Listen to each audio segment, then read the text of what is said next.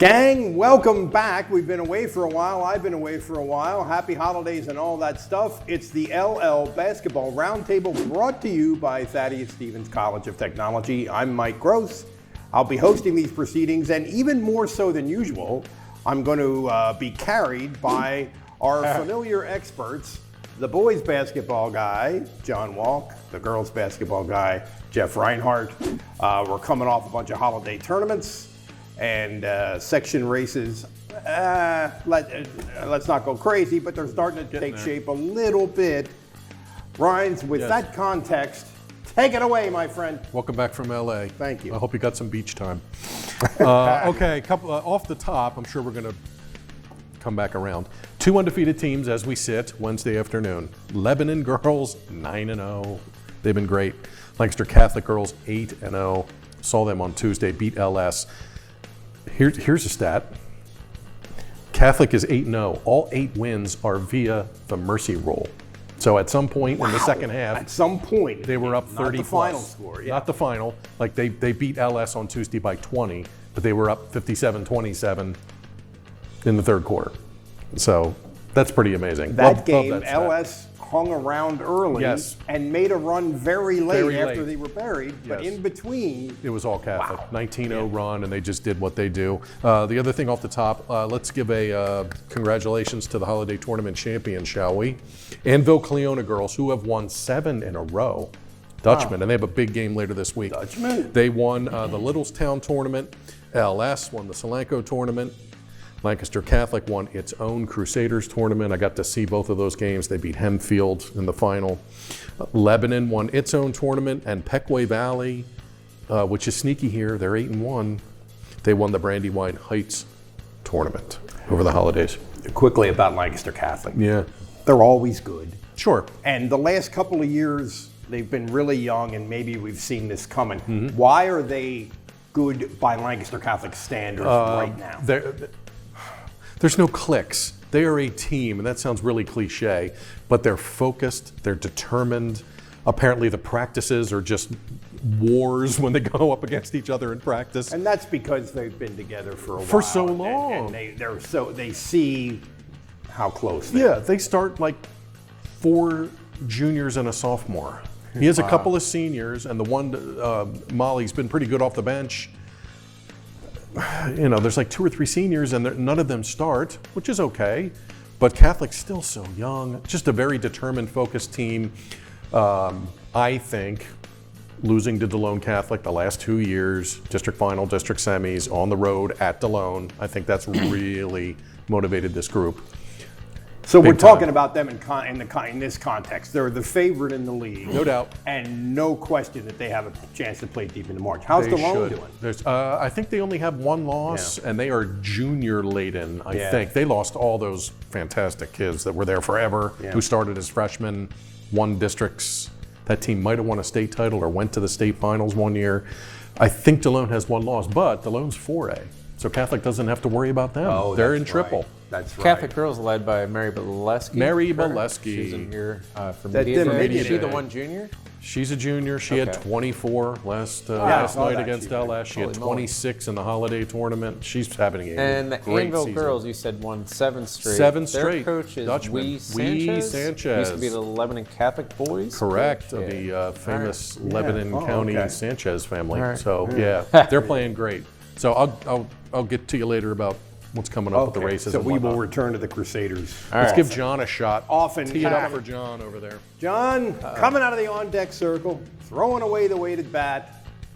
Go, big guy. Make it happen. Holiday tournament winners off the top. Columbia, Warwick, and Solanco. Columbia went on the road. Get this, they had to drive 90 minutes about west, just to play Mannheim Central game 1, which I note because they beat Mannheim Central 67-57.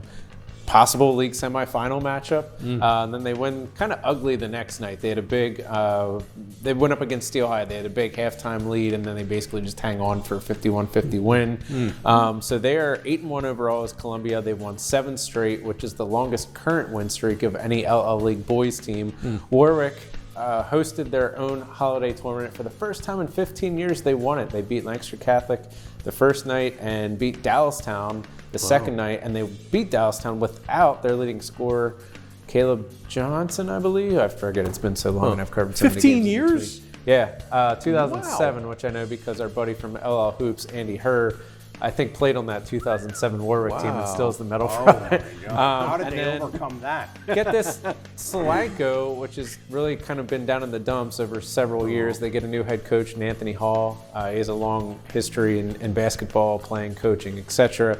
He's since turned that program around, and Solanco won its own holiday tournament. And they just beat Ephrata on Tuesday night. Solanco is now 6-5 overall. I think they were like a 2-win team last year. So they're winning ugly. They're not scoring a lot, but they're playing defense and they're just scraping by. And you got to start somewhere and learn how to win. A couple of teams in our league that have not done much in recent years. I'm going to say Ephrata would be one of them. Right. Solanco would be one of them.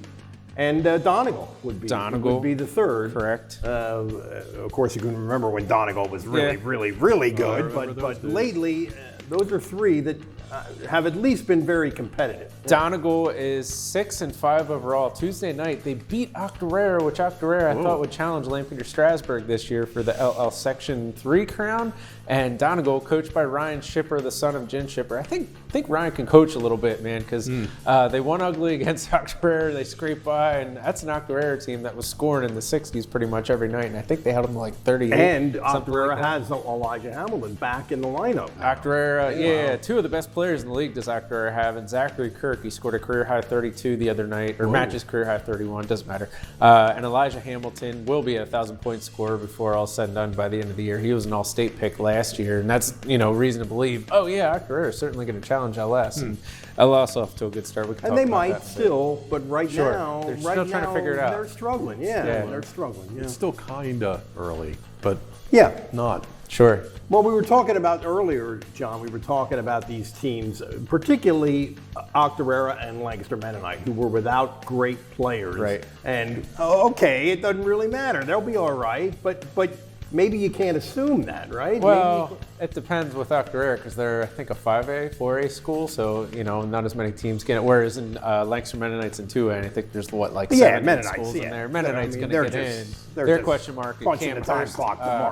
Camden Hurst, an all-state pick, senior guard, already a 1,000-point scorer, trying to get the school record. He's been out for a couple weeks now, still has a couple more weeks to go before we see his return, but it's a fractured shooting hand. I'm not a doctor. I don't know if you come back and can dribble the ball. Can you get to the lane? Can you still get the stroke a little bit? Well, it'll take him a couple weeks to get back into basketball shape, and by then league playoffs start, then you get a break and district start. So we'll talk about all that down the road. There you go. Yeah. All right, well, there you have it. Now, what's coming up next? That's our next order. Okay, here we go. Real quick, I'll just zip through the sections. There's some ties here. Section 1, huge game this week. Lebanon is 2-0. Cedar Crest is 2-0. Cedars at Falcons Friday night. Ooh, wow. See you there. Section 2, three-way tie, all with 0 losses. Ephrata, Manheim Central, Warwick Friday night. Manheim Central at Ephrata. Our friend Jason Garente will be there covering that game. And Warwick gets the other 2 leaders, I want to say, the following week. Section 3, Lancaster Catholic, 3-0 already, alone atop the section. They beat LS on Tuesday, as mentioned. LS was also 2-0 going into that game, so they're a game back. Huge win. Got to note this. Elko beat Northern Lebanon, which was 1-0 in the section. Elko, huge win over the Vikes on Tuesday. So look out. There's a nice pack behind Catholic, all right there fighting it out. Section 4, 3 teams undefeated. Columbia's 2-0. Anvil Cleona's 2-0. Lancaster Country Day is 2-0. Big game Thursday night. Anvil Cleona at Lancaster Country Day, 7 o'clock Thursday. I'll be at that. That'll be for first place. Columbia is on a 9-day layoff, which is really weird. They played a holiday tournament, lost 2 games at York Suburban, which was kind of a surprise because they were 4-0 going into that, and they lost both. That was last Thursday. They don't play again until Saturday. So they've only played 6 games? They've only played 4 and 2, 6 games. That's it. So they were kind of idle here all week. And then they play Saturday in a non-league game. So Columbia's got a ton of games coming up. Milestone moment. Maddie Nyer, Manheim Central, terrific player, joined the 1,600 point club, which is pretty good. She's sneaking up on that 2,000 number. 1,602 points for Miss Nyer. in Mannheim. John, section races, what's significant? What's I mean, significant? lots of teams are 2-1. We don't. I mean, what do you think is noteworthy here? Section 1, Hempfield, we know they're good. We know they're going to be the section favorite. I've been wondering, okay, who's going to rise up to challenge them a little bit? Township played them, lost big. And we saw the others, Crest, went to Hempfield, and they lost big. So I'm thinking, okay, McCaskey start off, 0-3, won 5 straight. They lost their last one, but they're playing pretty well. We got to wait a little bit, another couple weeks until McCaskey and Hempfield square off. Same thing in Section 3 between Lampeter Strasburg and Octorara. And then Section 2, same thing there. We got to wait, I think, another 2 or 3 weeks until Mannheim Central and Warwick square off. Warwick's been, I think, winners of like 3 straight Section 2 crowns. Mannheim Central's rising up. I just saw them beat Garden Spot, and they're 7-2 overall as Mannheim Central. I want to give a shout out to the Barons because I haven't talked about them enough yet, being that they're one of the better teams in the league this year and could be right there in the league semis, and who knows what happens. It's like 7-2, right? Yeah, and 2 of their losses are against West York and Columbia, who are combined 15-4. So 2 quality losses. They're Quality still. losses. And Trey Grew, by the way, I should note this because it's one of those deals where I had this up earlier. Most aptly named guy in LL history. Yeah, about that? because it can shoot the tray. Yeah, you can. Trey In the sense Grew. that, Thank okay, you. for 12 months, I've been here putting all out week. the number of Peyton Wolf, Northern Lebanon, 249 career threes. I think that's the league career all-time mark. Hadn't heard anything, assumed it was. Went into Tuesday night a few hours before Mannheim Central played because Trey Grew was at 247 career threes. There you go. I hear from Buzz Lesko, hey, Tucker Lesko at Cocalico 6 years ago had finished with 271 career threes, remember which him. I guess now I'm going to call the league record. There's a chance that Taylor Funk maybe had more. I asked Chris Sherwood, the coach at the time, doesn't have the stat books from then. Curtis Waltman played 20 years ago.